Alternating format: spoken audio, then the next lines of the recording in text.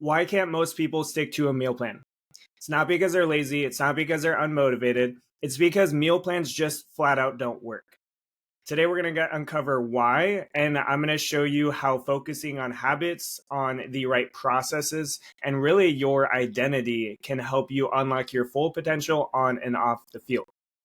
This episode is going to go far beyond nutrition. It's about building habits that last, creating systems that drive results, and understanding why short-term fixes like a meal plan or a mass gainer is going to lead to frustration and lack of long-term lasting results. By the end of this episode, you're going to have a clear path to making small changes that add up to big successes. So, welcome back to the Student Athlete Performance Podcast, where we help you unlock your full potential through better nutrition, better habits, and a better mindset.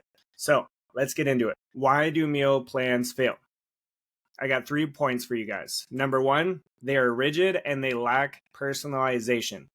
If you hate broccoli, why are you forcing yourself to eat it every day?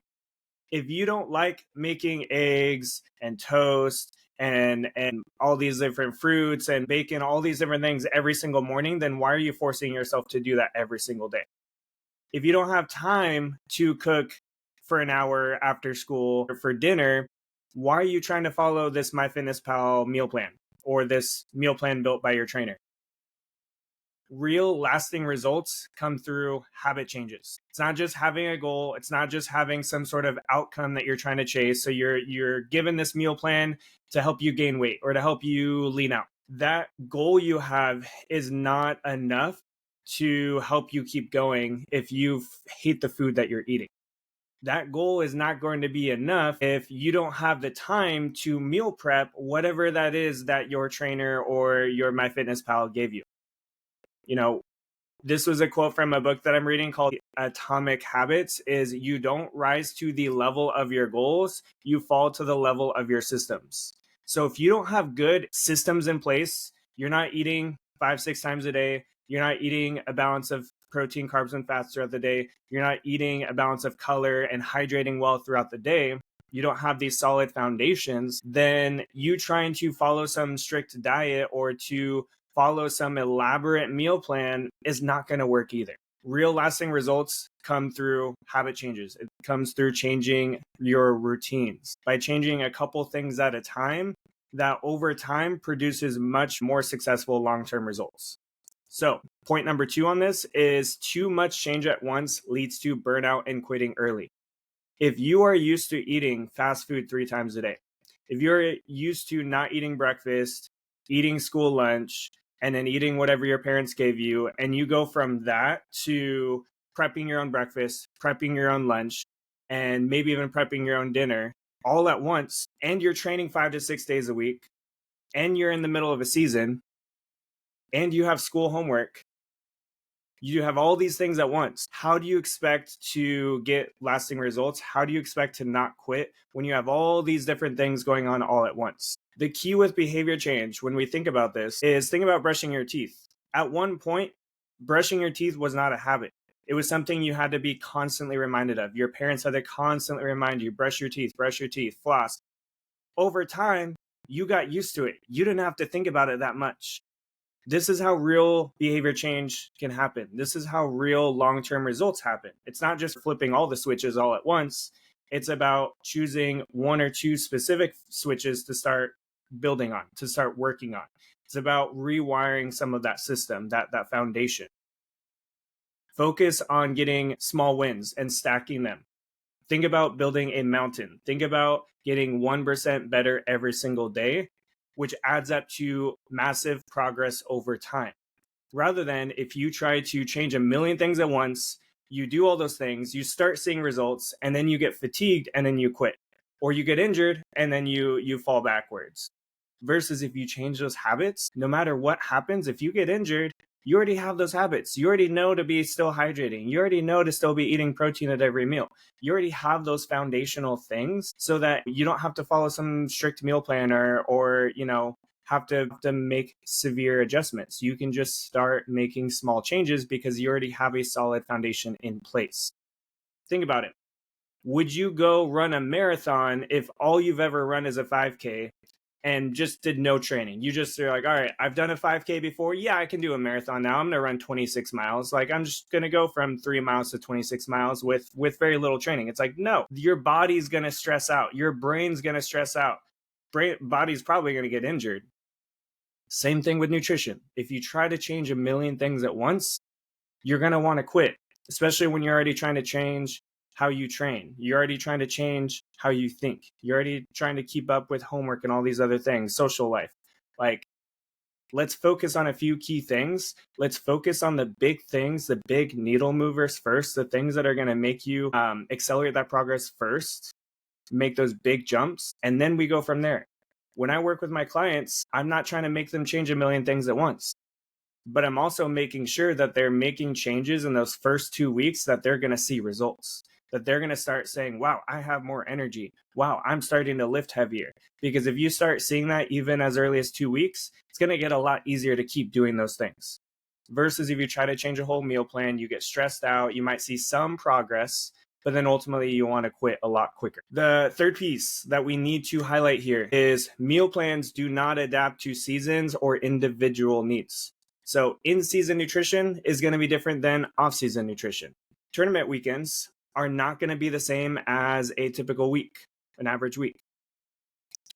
You know, there's not a fits all approach to nutrition, just like there's not a one size fits all to training. You have to do certain exercises, they get faster, certain exercises, they get stronger. Some of them might overlap, but ultimately you're going to need to do some of those speed exercises to get faster. Think about travel ball. How are you going to follow that meal plan when you're on the road every single weekend? How are you going to follow that meal plan when you are relying on other people to provide your meals? Say like a team mom or a coach. Like, how are you going to rely on that? If you're only given 3 options for fast food, how are you going to follow that meal plan? Rather than saying, hey, like, I actually know what I need. So if I have the options of Chick-fil-A, McDonald's, and Panda Express, I'm probably going to do Panda Express because I know that I can get grilled chicken there. I can get rice there. I can probably get some veggies in there. And I'm going to feel a lot better than if I go for a 20-piece chicken nugget. So again, it's those habit changes, those processes, those foundations that are going to get you real sustainable results. Another issue with this though is an outcome, say like weight gain. If you're handed a meal plan by your trainer, or you're told by a coach to drink a gallon of milk a day or to take a mass gainer to gain weight, that's not changing habits. That's changing one thing for a short amount of time to accomplish a specific goal, a specific outcome. That's not changing you. That's not changing your identity. That's not changing anything else except for that short-term result. And then when you get off of that, now what? When you're in season, are you going to drink a gallon of milk a day? When you're in season, are you going to take that mass gainer all the time to rely on nutrition? What about when you get injured? Are you going to continue taking the thing that might have even caused your injury, like the fast food? You know, again, we have to look more about the habits that we are building versus just a specific outcome.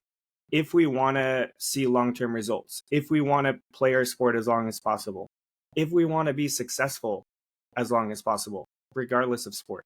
You know, think about when we are driving, say our headlights go out and we want to avoid getting pulled over because of our headlights. So we're like, okay, well, I'll just drive when it's light out.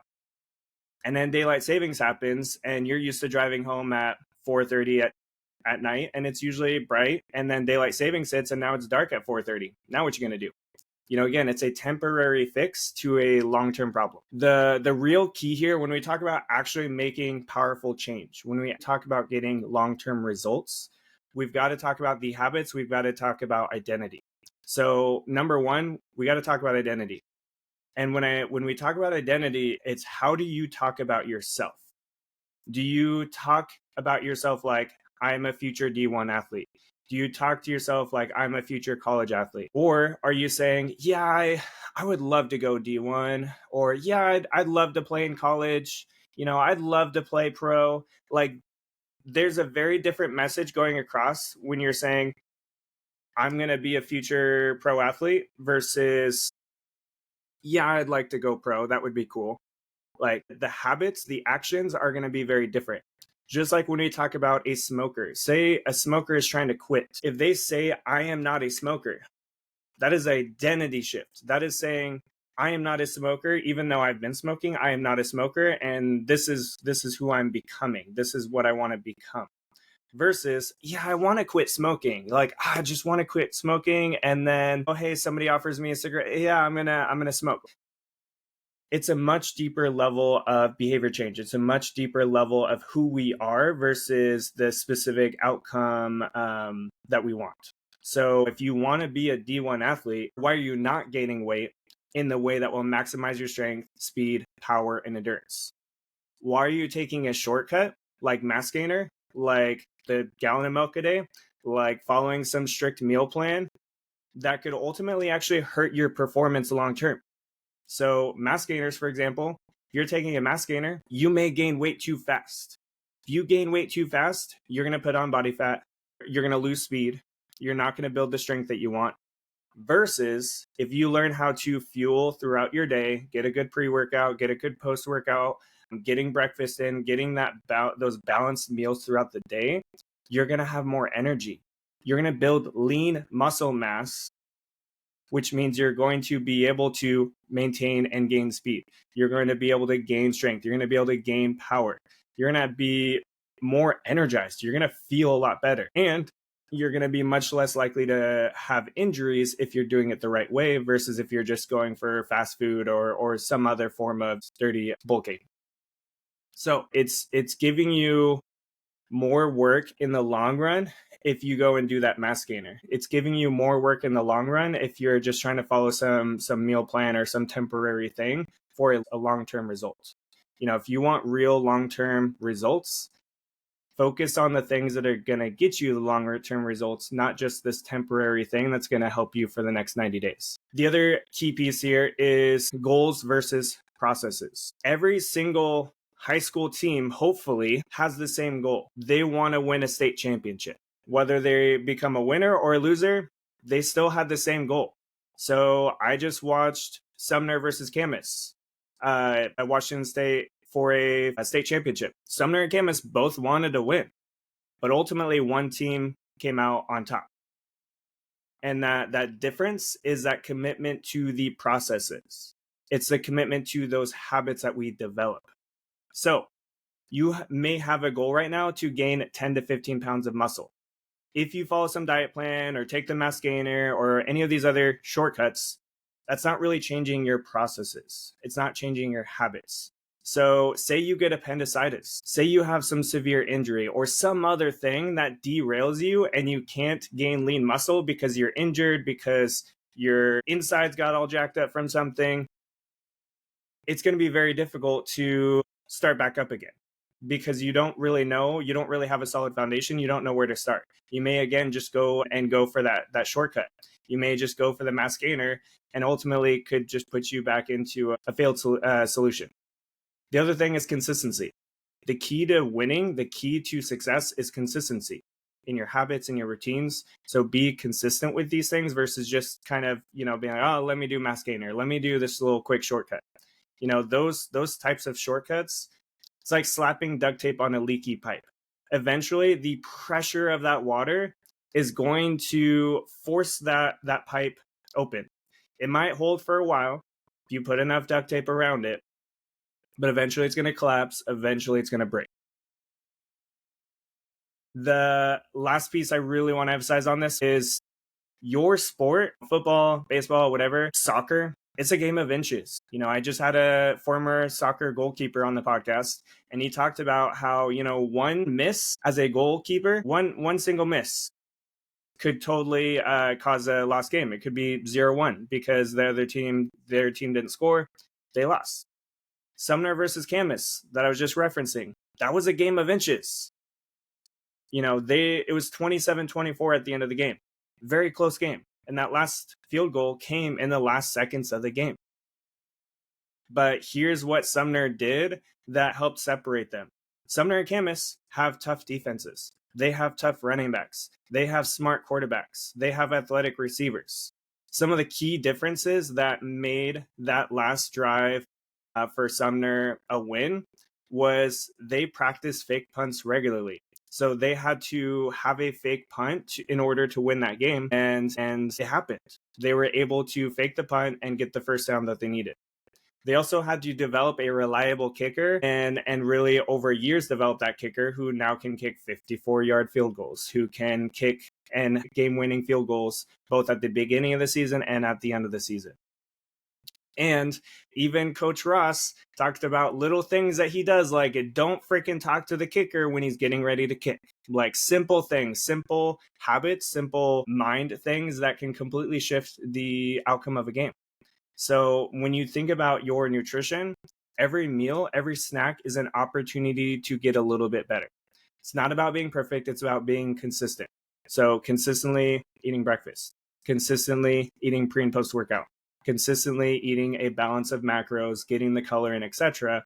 Again, all these things, it's a process. It's taking time to work on a couple key things at a time. Focus on 2 or 3 things that are going to make a difference for you. Then once you get those into a good routine, let's add some new things in there. Let's build consistency if you really want long-term results. Some other examples I want to give you guys. When we talk about real greatness comes through habits and comes through the process. Why was Tom Brady the GOAT? Why did he win so many Super Bowls? Because he didn't just stop after his first Super Bowl. He doesn't just win the Super Bowl and just like, yeah, I'm good. I'm just gonna chill now. Like I'm satisfied. Like that's it. Like no, like he kept going. He stayed hungry because he loved the process, preparing, improving, competing. This was more important to him than just a single trophy. You know, he wanted to keep competing. He wanted to maximize his potential, and he did. I mean, you look at how much he accomplished over his career. And he's not done yet. He's partial owner of the Raiders. He is commentator, all these different things that he's doing because he's more focused on this process. He's more focused on the love of what he does versus some specific outcome that he's chasing. Yes, he wants to be the greatest. Yes, he wants to be the best he can be. But it's because he loves that thing and loves the process versus loving an outcome. And then back to Sumner, you know, I love Coach Ross. This was his first state championship. This was Sumner's first championship in 47 years. It was around 45 years. But that's not it. You know, like, yes, he is obviously excited to win a state championship. He's been going after this for a while. But he has built a culture at Sumner. His process is so much more than just winning a state championship. He loves the freaking game of football. It's very clear how much he loves the game of football. It's very clear how much he loves defense. It's very clear how much he loves his players. This is why he keeps climbing. This is why he continues to fight over all these years to win that state championship, is because he loves the process. There's a lot of coaches and they'd quit after 5 years, and he fought for at least 15 years. I would say at least 10, 15 years. I forget exactly how many years, but he fought for a long time to get that state championship because it was more than just the state championship for him. I see who Coach Ross is as a person, and I know that it's so much more than that for him because I know how much he cares for his athletes and really any of the athletes at that school and in the other communities as well. So when your identity is tied to the process, not the outcome, you stay motivated long-term, long after the goal is reached. So don't just focus on the outcome, focus on the process, because you're going to continue staying motivated even when you get a new goal. Even when you go in a new direction, you're still going to have that drive. You're still going to be motivated because it's more than just that goal or that outcome. The same goes for nutrition. Love the process of fueling your body. Not just the results on game day, not just the muscles in the mirror, whatever it might be. For me, I committed to my nutrition. I committed to fueling in a way that I could build muscle, that I could get leaner. And I've done that. And I've done it in a way that I actually love the process. I love waking up in the morning and making my breakfast because I love the taste of my breakfast. I love the different things I do in the morning, planning out my day. I love reading my devotional. I love doing the gratitude, all the different things I do in the morning. I love doing those things, and it makes my mornings a lot better than if I just did a bunch of things that I hate. These weren't things I did all at once. I built these over time. So don't don't hear all these different things I list off, like the 5-6 meals a day and the pre and post and the protein and the carbs and all the different things. Don't feel overwhelmed by that. Focus on a couple key things that you're like, yeah, I should probably work on this. I eat a lot of fast food. Maybe I dial back the fast food. I eat way too much protein. I should probably eat some more carbs. I eat way too many carbs. Maybe I should get a little bit more protein. Let's build specific processes that are going to make you a lot more successful long term. So, key takeaway, unlocking your potential isn't just about following some strict meal plan or making some huge changes overnight. It's about finding your process, embracing your identity as a future D1 athlete, as a future college athlete, as a future pro athlete, and commit to the process of getting 1% better every day. So, this week, choose one or two, maybe three small nutrition habits that you can improve on. Maybe it's adding a pre-workout snack because your lunch was 4 hours before the workout. Maybe it's starting to get a breakfast in because you're not eating breakfast like 50% of high schoolers. Maybe it's drinking more water because all you do is drink a couple waters, maybe at dinner, maybe at lunch, and that's about it. Maybe it's, hey, let's cut out all the fried foods at the fast food, and maybe I'll get grilled chicken instead. Maybe I'll go to this fast food place instead of this one. Maybe I'll bring my own lunch or bring my own dinner versus relying on the fast food. So remember, get 1% better every day. Find something that's going to help you get better every single day. If this episode resonated with you, please share this with a teammate who is also hungry to get better, who is also hungry and has big goals. The only way to create change on your team and help your team win a state championship, to help your team maximize their potential, is by sharing good stuff with them. So if you found this useful, if you found this valuable, then share this with them. And until next time, keep striving for greatness.